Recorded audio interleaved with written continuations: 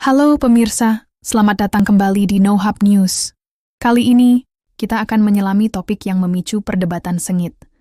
Mengapa kita cenderung menyalahkan kecerdasan buatan, atau AI, atas pelanggaran moral di dunia nyata? Penelitian terbaru mengungkap bahwa kita lebih mudah menyalahkan AI ketika kita menganggapnya memiliki pikiran mirip manusia.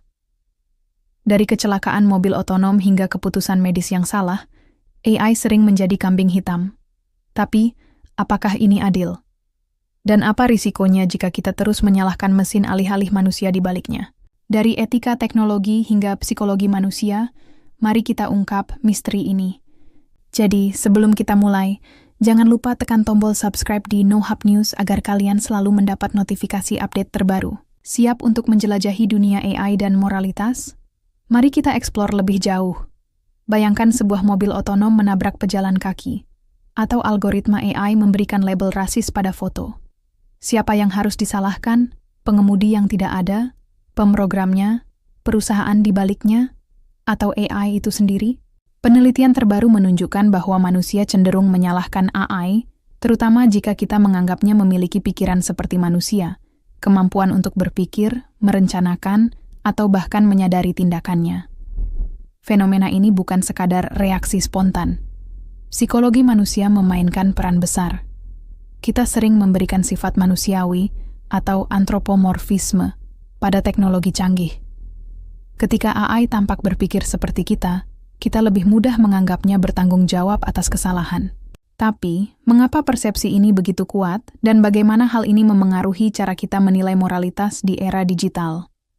Bagian 2. Apa itu persepsi pikiran AI? Persepsi pikiran adalah keyakinan bahwa suatu entitas memiliki kesadaran, emosi, atau kemampuan berpikir. Dalam kasus AI, kita sering mengaitkan pikiran mirip manusia dengan sistem yang tampak cerdas, seperti asisten virtual dengan nama, kepribadian, atau kemampuan berbicara alami. Misalnya, jika sebuah AI diberi nama Luna, digambarkan berusia 25 tahun, dan suka membaca novel, kita cenderung menganggapnya lebih manusiawi daripada sekadar kode komputer. Penelitian menunjukkan bahwa persepsi pikiran ini meningkatkan kecenderungan kita untuk menyalahkan AI atas pelanggaran moral. Dalam eksperimen, partisipan yang membaca deskripsi AI dengan sifat manusiawi lebih sering menyalahkan AI atas kesalahan, seperti keputusan medis yang merugikan atau tindakan diskriminatif, dibandingkan jika AI digambarkan sebagai alat teknis tanpa kepribadian. Untuk memahami fenomena ini, peneliti melakukan serangkaian eksperimen dengan skenario dunia nyata. Salah satu contohnya adalah algoritma AI yang secara tidak sengaja memberikan label rasis pada foto karena bias dalam data pelatihannya. Partisipan diminta menilai siapa yang harus disalahkan: AI, pemrogram, perusahaan, atau pemerintah. Mereka juga mengevaluasi seberapa manusiawi pikiran AI tersebut berdasarkan deskripsi yang diberikan. Hasilnya mengejutkan. Ketika AI digambarkan memiliki sifat seperti manusia, misalnya dengan nama dan hobi, partisipan lebih banyak menyalahkan AI. Dalam kasus di mana kesalahan didistribusikan relatif, menyalahkan AI mengurangi porsi kesalahan pada perusahaan. Namun, jika kesalahan dinilai secara independen, perusahaan tetap mendapat porsi kesalahan yang sama. Ini menunjukkan bahwa persepsi pikiran AI tidak selalu mengalihkan semua tanggung jawab, tetapi mengubah cara kita membagi kesalahan. Mengapa kita begitu mudah menyalahkan AI? Salah satu alasannya adalah bias kognitif yang disebut efek otomatisasi. Kita cenderung menganggap teknologi canggih sebagai entitas otonom, terpisah dari manusia yang menciptakannya. Ketika AI membuat keputusan, kita melihatnya sebagai pelaku independen, bukan alat yang diprogram oleh manusia. Ini diperkuat oleh narasi budaya populer, seperti film fiksi ilmiah, di mana AI menjadi penutup.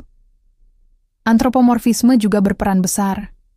Ketika AI memiliki nama, suara, atau respons yang tampak empatik, kita secara tidak sadar menganggapnya memiliki niat atau tanggung jawab moral. Ini mirip seperti menyalahkan mobil karena menabrak, padahal pengemudi atau desainnya yang bermasalah. Dalam kasus AI, menyalahkan mesin sering lebih mudah daripada menggali akar masalah, seperti kesalahan pemrograman atau keputusan perusahaan. Menyalahkan AI mungkin terasa memuaskan, tetapi memiliki konsekuensi serius. Pertama, ini bisa mengalihkan tanggung jawab dari manusia atau institusi yang seharusnya bertanggung jawab. Jika kita menyalahkan AI atas keputusan rasis, misalnya, kita mungkin mengabaikan fakta bahwa data pelatihan dibuat oleh manusia atau disetujui oleh perusahaan. Ini menciptakan risiko kambing hitam moral, di mana AI menjadi sasaran mudah sementara pelaku sebenarnya lolos dari pengawasan. Kedua, menyalahkan AI bisa melemahkan kepercayaan publik terhadap teknologi. Jika AI terus-menerus dipandang sebagai penyebab masalah, masyarakat mungkin menolak inovasi yang sebenarnya bermanfaat, seperti AI dalam diagnosis medis atau transportasi. Ketiga, ada implikasi hukum. Jika AI dianggap bertanggung jawab, bagaimana kita menentukan hukuman atau kompensasi? Bisakah mesin diadili? Ini adalah pertanyaan yang masih belum terjawab. Pelanggaran moral yang melibatkan AI sering berakar pada keputusan manusia. Bias dalam algoritma, misalnya, muncul dari data pelatihan yang mencerminkan prasangka masyarakat. Dalam kasus pemberian label rasis pada foto, masalahnya bukan AI itu sendiri, melainkan data yang digunakan untuk melatihnya dan kurangnya pengawasan manusia. Oleh karena itu, tanggung jawab moral seharusnya jatuh pada pemrogram, perusahaan, dan regulator. Untuk mencegah pelanggaran, pengembang AI perlu menerapkan prinsip etika. Ini termasuk memastikan data pelatihan bebas dari bias, melakukan pengujian ketat sebelum peluncuran, dan melibatkan beragam perspektif dalam desain AI. Transparansi juga kunci. Perusahaan harus terbuka tentang cara kerja AI dan batasannya.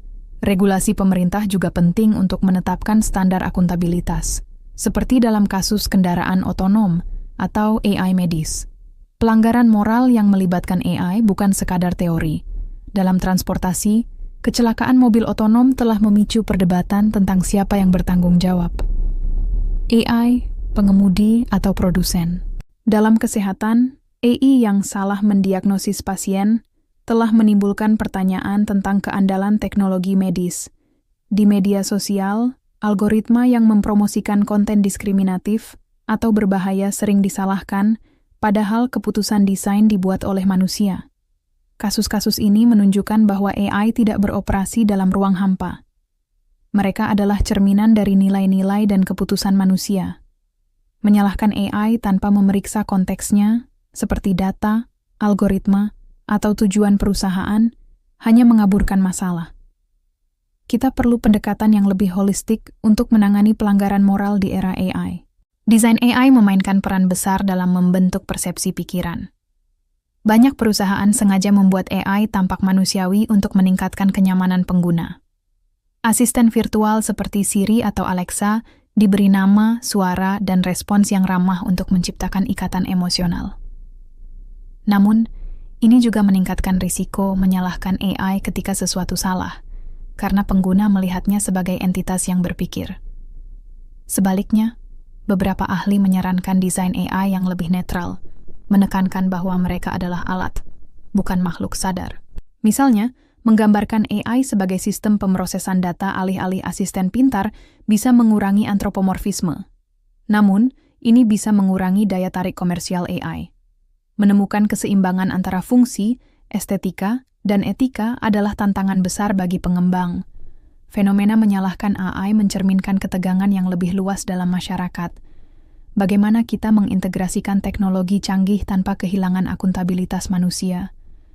Di satu sisi, AI menawarkan solusi luar biasa, dari mobil tanpa pengemudi hingga diagnosis kanker yang lebih cepat.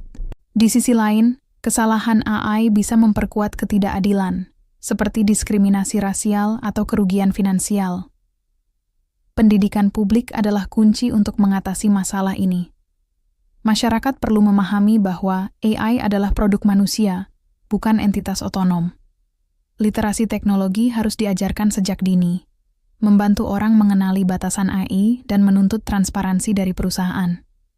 Selain itu, diskusi etika AI harus melibatkan berbagai pemangku kepentingan, dari ilmuwan hingga komunitas yang terkena dampak teknologi. Di Indonesia, AI semakin banyak digunakan, dari aplikasi e-commerce hingga layanan publik. Namun, risiko pelanggaran moral juga nyata. Misalnya, algoritma kredit berbasis AI bisa mendiskriminasi kelompok tertentu jika datanya bias. Dalam konteks budaya Indonesia, yang kaya akan keragaman, memastikan AI bebas dari prasangka adalah tantangan besar.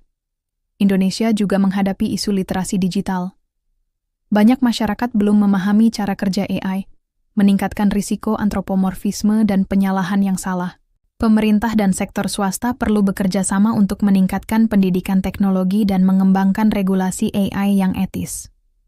Dengan populasi muda yang melek teknologi, Indonesia memiliki peluang untuk menjadi pemimpin dalam penggunaan AI yang bertanggung jawab di Asia Tenggara. Ke depan, atribusi kesalahan AI akan menjadi isu yang semakin kompleks. Seiring AI menjadi lebih canggih, seperti dalam sistem generatif atau robot otonom, persepsi pikiran mungkin semakin kuat. Ini bisa memperburuk kecenderungan menyalahkan AI, terutama jika perusahaan memanfaatkan antropomorfisme untuk keuntungan komersial. Penelitian lebih lanjut diperlukan untuk memahami dinamika ini. Bagaimana kita menyeimbangkan akuntabilitas antara AI, manusia, dan institusi? Bisakah kita merancang AI yang meminimalkan kesalahan moral tanpa menghilangkan manfaatnya? Dan bagaimana hukum berkembang untuk menangani pelanggaran yang melibatkan AI? Pertanyaan-pertanyaan ini akan membentuk masa depan teknologi dan masyarakat. Menyalahkan AI atas pelanggaran moral adalah cerminan dari hubungan kita dengan teknologi, penuh harapan, tetapi juga ketakutan. AI bukan musuh, juga bukan pahlawan. Itu adalah alat yang mencerminkan nilai-nilai dan keputusan kita. Dengan memahami mengapa kita menyalahkan AI dan bagaimana persepsi pikiran memengaruhi penilaian kita, kita bisa membangun masa depan di mana teknologi digunakan secara etis dan bertanggung jawab. Di NoHub News, kami percaya bahwa pengetahuan adalah kunci untuk navigasi dunia yang kompleks. Apa pendapat kalian tentang menyalahkan AI? Bagaimana kita bisa memastikan akuntabilitas di era digital? Tulis di kolom komentar dan mari kita diskusikan. Itu tadi NoHub News. Jangan lupa subscribe, like, komen, dan share video ini agar lebih banyak orang terinspirasi untuk berpikir kritis tentang AI. Sampai jumpa pada update berikutnya, pemirsa. Tetap penasaran, tetap eksplorasi.